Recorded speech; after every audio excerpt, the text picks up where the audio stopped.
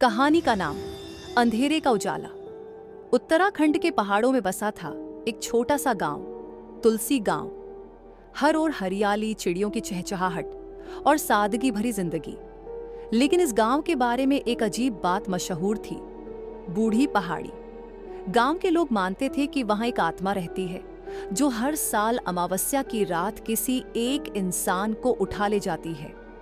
लोग डरते थे, लेकिन सवाल कोई नहीं करता था। दिल्ली से एक नौजवान लड़का नितेश रिसर्च करने गांव आया। वो पत्रकार था और ऐसे रहस्यों को उजागर करना उसका जुनून था। गांव वालों ने उसे कई बार चेतावनी दी, बेटा उस बूढ़ी पहाड़ी से दूर रहना, वहां अंधेरा ही अंधेरा है।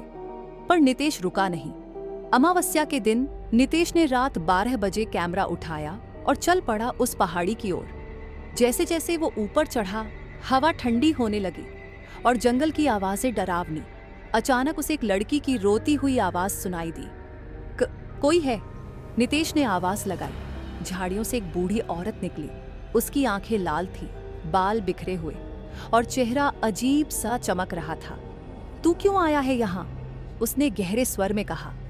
नितेश ने हिम्मत जुटाकर पूछा, आप कौन हैं? क्या आप ही वो आत्मा हैं जिससे गांव वाले डरते हैं? बूढ़ी औरत मुस्कुराई और बोली, मैं आत्मा नहीं, उस दर्द की तस्वीर हूं जिसे इस गांव ने भुला दिया। उस औरत ने बताया कि उसका नाम रंभा था। वो कभी इसी गांव की थी। सालों पहले गांव में सूखा पड़ा था। लोगों ने अंधविश्वास में उसे मनहूस ठहराया और एक दिन क्रोधित भीड़ ने उसे इसी पहाड़ी पर मार डाला। मैं मर गई, पर मेरी आत्मा नहीं। मैं किसी को नुकसान नहीं पहुंचाती। मैं बस चाहती हूं कि कोई मेरी सच्चाई जाने, मेरी कहानी सुने। नितेश की आंखों में आंसू थे। उसने कैमरा ऑन किया और रंभा की पूरी कहानी रिकॉर्ड की। अगले दिन नितेश ने गांव के बीचों बीच एक प्रोजेक्टर लगाया और सबको वह रिकॉर्डिंग दिखाई। जब सबने रंभा की सच्चाई सुनी तो गांव में सन्नाटा छा गया। बूढ़े लोग सिर झुकाए खड़े थे। गांव के मुखिया ने कहा, हमने एक मासूम के साथ अन्याय किया, अब हम उसकी आत्मा को शांति देंगे। उस रात गांव के लोगों ने मिलकर रंभा की याद में एक मंदिर बनाया और वचन लिया कि अब से कोई अंधविश्वास का शिकार नहीं बनेगा।